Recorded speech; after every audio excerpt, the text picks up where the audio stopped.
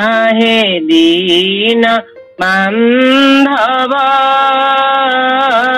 मते आपणार करिनिय अपराधी एहि जेउ चतुर्विंश सर्वदा मते से करन्ति अवस अपराधी एहि जेउ चतुर्विंश सर्वदा मते से करन्ति अवस दासी ठारे किंबा करी अचरोस दासी ठारे किंबा करी अचरोस कृपा नेत्रे अवाचा मते आपणार करिनिय आहे दीन बांधव मते आपणार करिनिय। आसंतु आमे माने गला काली 38 नंबर श्लोक पाठ करी तार संपर्क रे किंचित अर्थ भावार्थ आम माने विशदार्थ प्राप्त होइथिले से श्लोकटी गला काली अति बलवत्तर श्लोकटी भगवान निजे कपिल भगवान कहउचंती बलं में पश्य माया ए माँ मोर जो मायार बल से मायार बल को अनुभव कर तेणु से माया बल रे आमे माने गला काली श्रवण करथिले माया को भली भाव रे बड़ बड़ वीरमान को विश्व विजयी वीरमान को अतिक्रांत करिछि साधु संत महात्मा मान को अतिक्रांत करिछि एते बलशाली माया ताको पराहत करबा अत्यंत कठिन। गोटे कथा काली कहबा पई मु भूली जाईछि ए श्लोक संपर्क रे आपण मानक आगे से कथा प्रकाश करी तापर श्लोक को जीवा। हरिदास ठाकुर 22 बजार रो गंगा नदी कूल रे कुटीरटी निर्माण करी सेठी हरिनाम संकीर्तन करथि एवं तांको निकटरे तत्कालीन समय रे जो मुसलमान प्रशासक माने थिले राजा माने थिले से माने तांको अत्यंत कष्ट प्रदान करी जवन कूल रे जन्म होई से हरिनाम संकीर्तन करूचंती महापाप अर्जन करूचंती या विचार करी तांको प्रति अत्याचार करिथिले एवं समयक्रमे दिन राति रे जने अत्यंत सुंदरी बेश्या आज तांको निकट रे पहुंचिले एवं बेश्या जनक तांको सहित संग करिबा पई इच्छा कले किंतु हरिदास ठाकुर बेश्या को दंडवत करी ताको बसिबा पई सूचना देले बेश्याटी तांको पाखरे बसिला एवं हरिदास ठाकुर नाम जप करूचंती नाम जप करुथिबा अवस्था रे बेश्याटी तांको निकट रे बसी जेतेबेला हरिदास ठाकुर को लक्ष्य करी तार कामना परिपूर्ण करिवा पई चाहूची सेतेबेला हरिदासंकर से नाम फल रे भगवान के निकट रे तांकर मन भगवान के निकट रे तांकर प्राण को समर्पण करी हरिनाम संकीर्तन करुथिले जा फल रे तार प्रभाव रे से बेश्याटी परिवर्तित होइगा एवं परिशेष रे हरिदास ठाकुरंकर पाद तले शरण पसी समस्त सत कथा कहिला आपणकर ये नाम को खंडित करिबा पई मते ये प्रशासक जे राजा अछंती मुसलमान राजा आपण पाक पठैथिले किंतु मु आपणकर प्रभाव रे एभली प्रभावित हेछि जे आपणकर शिष्यत्व ग्रहण करी आपणक पाखर हरिनाम कीर्तन करिया पे इच्छा करू आनंदर सहित हरिदास तांकु हरिनाम देले एवं से हरिदास ठाकुर को गुरु पर ज्ञान करी हरिनाम करी करी तांकर निज स्थान को चली गले। एठी कपिल भगवान हमको सूचना देला बेले कहिसंती ए श्लोक रे जे जो माने ए बलवत्तर नारी रूपिणी माया ठारू उद्धार पाइबा पई चाहुचंती से माने हरिनाम को आश्रय करंतु हरिनाम को आश्रय करबा द्वारा ए माया से मान को आकर्षण करिपारिबो नाही। पुनर्बार आमे माने 39 नंबर श्लोक को जिबा। 39 नंबर श्लोक टी पाठ करिबा। संगन कुर्यात प्रमोदा सुजात योगस्य पारं परमारुषु मत सेवया प्रतिलब्धात्म लाभो वदन्ति जा निरय द्वारम अद्यः। कपिल भगवान पुनर्बार एठी आम मान को सूचना देले। माँ देवहूति कहले माँ जगत रे सबुठारु बलवत्तर माया होउची नारीर कटाक्ष एवं से नारी ठारू दूरे रहिबा होउची प्रत्येक साधक प्रत्येक जोग साधकर साधनर करुथिबा लोकर कर्तव्य। ताहा ठारू दूरे रहिबा दरकार। योगर परम पूर्णता से कृष्ण चेतना रे। तेणु कृष्ण चेतनार परिपंथी होउची नारी संग। तेणु संग न कुर्यात प्रमोदा सुजातु। कौनसी क्षेत्र रे नारी संग करिवो नाही। भगवान कर चरणार बिंदरे निजर मति स्थापन करी नारी मान ठारू दूरे रहिबो। कहिबार तात्पर्य या जे नारी संगर गोटे मात्र आकर्षण होउची यौन आकर्षण। जो मानकर से यौन आकर्षण आकांक्षा नहीं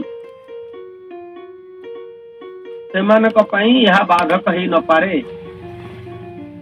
किंतु यौन जीवनर आकर्षण एते बलवत्तर जे जन्म ठारू मरण पर्यंत मध्य ताहा समस्त जीवमान को आकर्षित करिताय।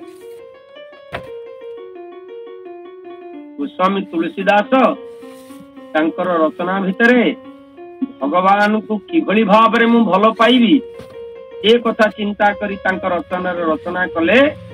कामी ही नारी पियारी जिमी कामी ही नारी पियारी जिमी लोभी प्रिय जिमी दाम जिमी रघुनाथ निरंतर प्रियला गहु मोहि राम। कामना पूरण करिबा पाई नारी निकट रे निजको समर्पण करिथिबा जने स्त्रैण्य कामी पुरुष जो भली भाव रे निजर प्राणपात करी नारी की भल पाए मु सेही भली भाव रे आपन को भल पाइबी बोली तुलसीदास महाराज भगवान राम का निकट रे कामना कर। सबुठारु जगत श्रेष्ठ आकर्षण होउची नारीर सौंदर्य। तेणु कपिल भगवान कहिले कौनसी क्षेत्र रे मध्य नारी संग करने को हब नाही। प्रमोदा एठी प्रमोदा शब्द व्यवहार कराई। प्रमोदा अर्थ यौन जीवन अवसान घटी नारी की कहुव नाही किंबा यौन जीवन आरंभ करने को जाउथिबा नारी की कहुव नाही। प्रमोदा अर्थ जो माने यौन आकर्षण द्वारा पुरुष को आकर्षित करती। सबु नारी वर्जनीय नुह। अनेक माँ अछंती जो माने सेमानकर जीवन दशा भितर मध्य सेमाने भगवान का निकट निजको समर्पित करी अति आनंद रे भगवान कर सेवा भितर निजको समर्पित करिसंती। सेही मानक पई यह नुह प्रमोदासु प्रमोदासु कहा जाइछि। तेणु ए क्षेत्र रे योगस्य पारं परमात्रुक्षु योगर परम पूर्णता से केतेबेले ना कृष्ण चेतना प्राप्ति हेले। ए कृष्ण चेतना प्राप्ति पाई जीव केबे हेले नारी संग करिबो नाही। नारी संग परित्याग करिवा द्वारा कृष्ण चेतना प्राप्ति हबो। प्रतिलब्ध लाभ प्रतिलब्धात्म लाभ शब्दर साधारण अर्थ है बद्ध जीव से आत्मा को नष्ट करी पकईचंदी। प्रतिलब्धात्म लाभ अर्थात जीवनर पूर्णता प्राप्ति करिबा पाई निजर आत्मा को परमात्मा सहित सम्मिलित करवा हूँ परम कर्तव्य। ताहाकु कहा जाए प्रतिलब्धात्मा लाभ।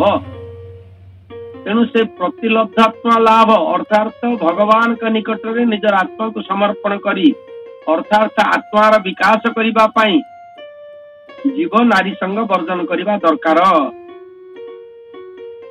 परमात्मा सहित निजर आत्मानुभूति लाभ करिबा हउची आत्म विकास। तेणु जो माने आत्म विकास करिबा पाई चाहती से माने नारी संग करिवे नाही। किंतु वर्तमान केतक भौतिकवादी माने एक कथा प्रकाश करती जे जेतेबेले शरीर अछि सेतेबेले यौन आकर्षण अछि, जेतेबेले यौवन अछि सेतेबेले नारी संग करिवार आवश्यकता अछि। जो माने कहउचंती नारी संग करिवो नाही से माने भूल कहउचंती। केतक भौतिकवादी ए भली युक्ति करंती। यह अवश्य सत्य जे जो चारोटी आश्रम कथा आम मानकर कहा जाइछि ब्रह्मचर्य आश्रम,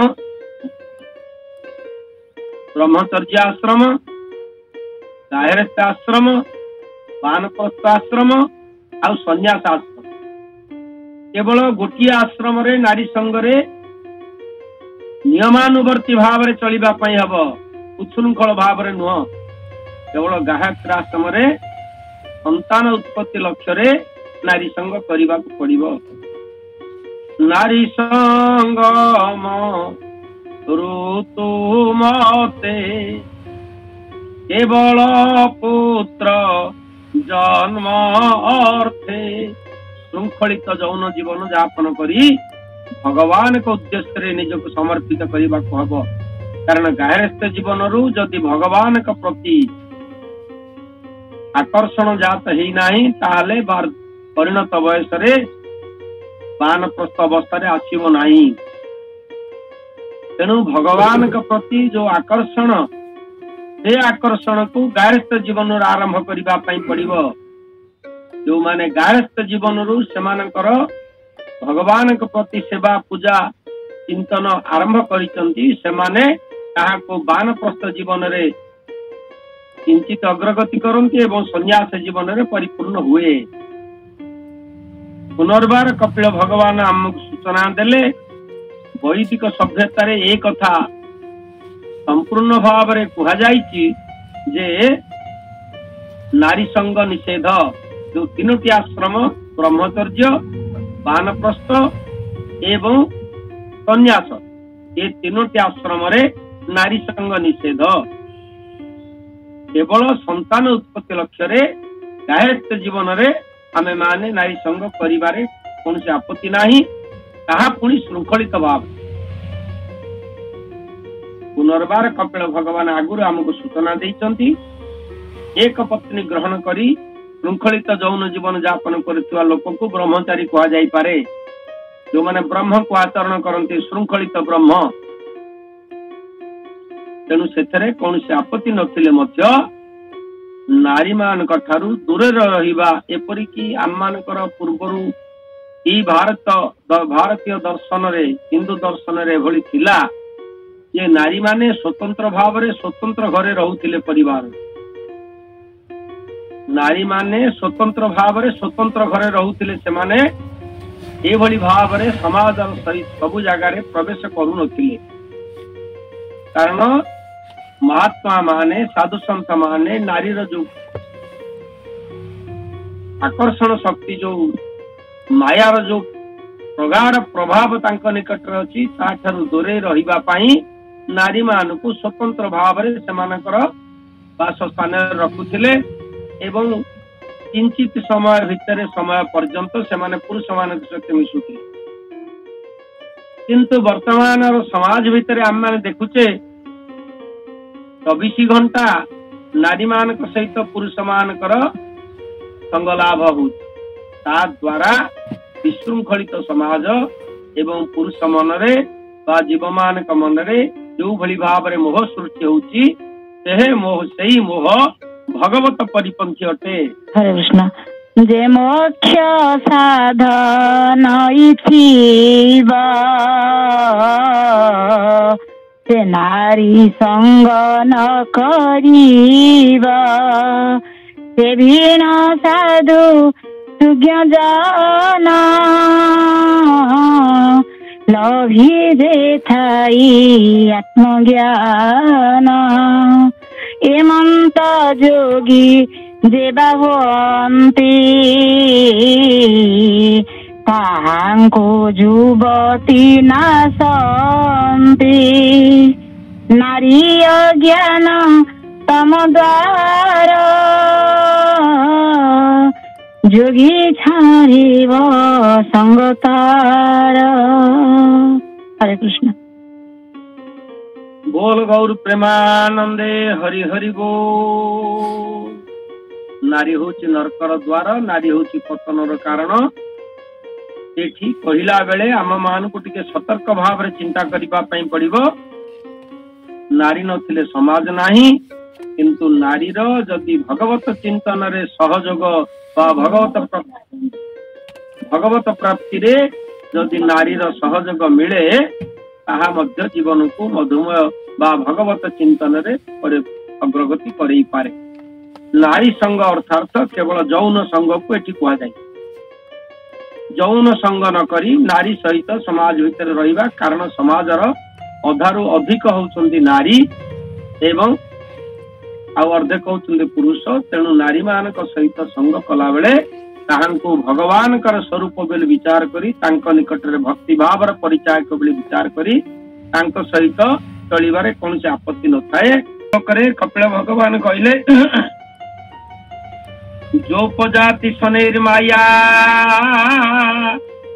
जोषित देवन विनिर्मिता तांगिच्छेता तुना मृत्युं तृणेहि कुपं विवावृतं देव निर्मिता। ये जो नारी मानकर माया कथा आमे माने पूर्व श्लोक मानकरे कपिल भगवान ठारू श्रवण कले। ये श्लोक रे कपिल भगवान कहले यह देव निर्मिता जो उपजाति तनेर माया जोषि देव विनिर्मिता। जो मायार प्रगाढ़ भाव नारी मानक पाखरे अछि, पुरुष को विपथगामी करिबा पई नारी माने जो माया प्रदर्शन करती हे माया भगवान को द्वारा निर्मित देव विनिर्मिता। स्वयं भगवान ए मायार सृष्टि करता। राधा रानी की निजे सृष्टि करी राधा रानी का आकर्षण आकर्षित हई भगवान जो भली भाव रे लीला करिसंती, जो कथा प्रकाश कले हमर कृष्णप्रिया देवीदासी माताजी, ये माया भगवान का द्वारा राधारानी रूप रे जात होइचंती एवं भगवान जो माया रचना करी निज माया रे निजे व्यापृत होइचंती ताहा होची अप्राकृत माया। ताहाको सुंदर भाव रे अभिमन्यु सामंत सिंहार तांकर रचना रे प्रकाश करिसंती। अप्राकृत प्रेममय जय राधा हरि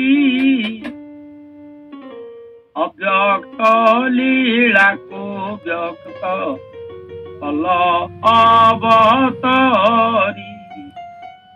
राधा कृष्णकर जो लीला से लीला रे काम भाव नथिला, प्रेम थिला।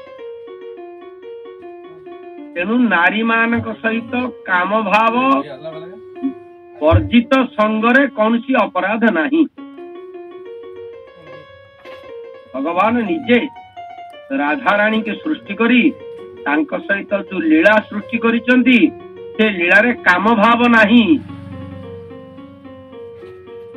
निबिड़ प्रेम आ प्रेम आ काम भितर बहुत तफात। प्रेम होची गभीर स्नेह को प्रेम कहा जाए। इंद्रिय मानक द्वारा आकर्षित है जो का प्रेम करा जाए ताको काम कहा जाए। तेणु भगवान का द्वारा ये जो मायार रचना करा जाइछि, ए माया को जो माने भगवत चिंतन भितरे देखंती एटा अपराध नुह, से माने उद्धार पाई जाए। किंतु जो माने नारी को कामर प्रतिरूप बोली विचार करती से नारी होची गोटे तृणाच्छादित कूप। तृणाच्छादित कूप अर्थ तार मुहर सब घास माड़ी जाइए। गोटे गभीर कूप जो गभीर कूपरे थरे पड़ी गले आ उद्धार पाइबार बाट नहीं। द्वितीय पादरे कहले तां इच्छेता त्वन मृत्युम तृणै कूपम इवावृतम। नारी रूपी तृणाच्छादित कूप भितरे जदि जने लोक कामनारे बशवर्ती ही पड़ीगला ताहाले ता जीवन रे उद्धार पाइबार बाट नहीं।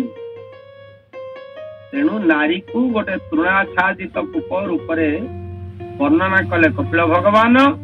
कारण नारी रो माया जीव को विनाश करिबा पई सतत चेष्टा करे, किंतु नारी को प्रेमर स्वरूपिणी विचार करी दिव्य प्रेम रे नारी सहित जदि अवस्थान करा जाए ताहाले कौनसी प्रकार बाधा न थाए किंबा माया आकर्षण करि पारे नहीं।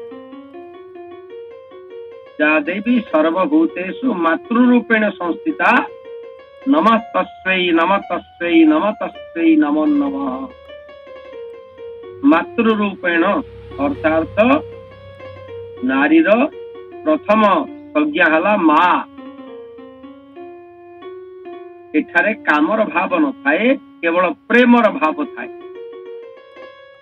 तेणु से जो देव निर्मित माया तार मुख्यतः दुईटी रूप अच्छी, गोटे काम रूप आ गोटे प्रेम रूप।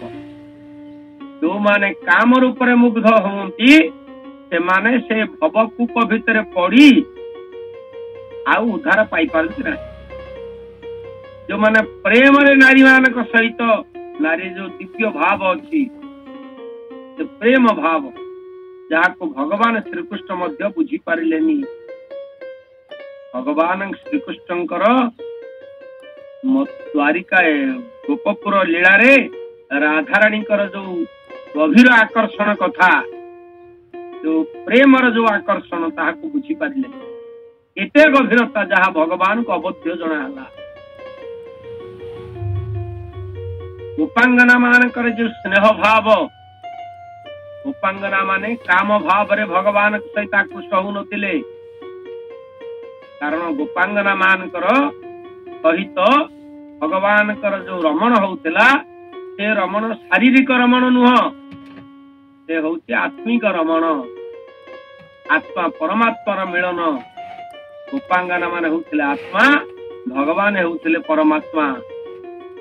शरीरर मिलन नथिला गोपांगना मानक सहित भगवान कर। जीव आ परमर जो मिलन, आत्मा और परमात्मा कर जो मिलन, ए भाव होउछि प्रेम भाव। तेणु भगवान कर माया करो जो दुईटी मुख्य रूप अच्छी, गोटे काम रूप गोटे प्रेम रूप। तेणु नारी को जदि प्रेम रूपिणी बोली आमे विचार करिबा ताहाले नारी मानक पाखरे रहिले कौनसी प्रकार आपत्ति न थाए। किंतु काम रूपिणी बोली विचार कले नारी होउछि तृणाच्छादित कूप। जेमिति का घास मारी जाइतबा गोटे कूप भितर को अजाणतरे गोटे लोक खसी पड़िले, ए गभीर कूपर जल भितर बुड़ी किरी मरे। ए जीव सेही भली भाव रे कपिल भगवान कहले मा जो माने नारी मानक निकट रे काम भाव रे निज को समर्पित करंती से माने एही भली भाव रे बुड़ी किरी मरंती। केवल माया रे जुवती निर्मल कला प्रजापति से सेवा करिबार चले पासकु आसु थाई बोले कपटे विनय वचन कहिबो धई प्राणी मन व्याध जे सने छंद करी जीव बिना से फासे भरी गुण आच्छन्न कूपे थाई प्राणी विनाश चिते ध्याई निशी दिवसे कूप द्वारे जाग्रते रहे निरंतरे से पथे जे प्राणी गमंती गोविंद से कूपे पड़ी नाश जानती से कूपे अतीतम घोर गोविंद देखी भ्रमंती असुर नर ताहार अंत पार नाही गोविंद गभीर के पारिब कही जही शेष उदय अस्त प्राणी न जाने तार तत्व देखु पे प्राणी सुख भरे पड़ी प्रख्याति जेबे धरे से सर्वे उपुड़ी पड़ती गोविंद से कूपे पड़ी न वर्तंती प्रख्याति उपलक्ष्य जेते धर्मादि पुण्य ए समस्ते से कूप पुण्य विनाशिनी गोविंद निर्मित कले पद्म जोनी से ज्ञान मार्ग अच्छा दई अज्ञानी जने सुखमयी से संगे पुण्य कर्म कले सकल नाश जानती भले एणु से कूप मार्ग गते गोविंद ज्ञानी न गमे भय चिते एणु से कूप मार्ग गते गोविंद ज्ञानी न गमे भय चिते दुर्गम द्वार कूप कही ऋण आच्छन्न लोम जेहि जेबे अज्ञाने भ्रमे जीव मृत्यु एक भाविब जेबे अज्ञाने भ्रमे जीव गोविंद मृत्यु प्राय भाविब।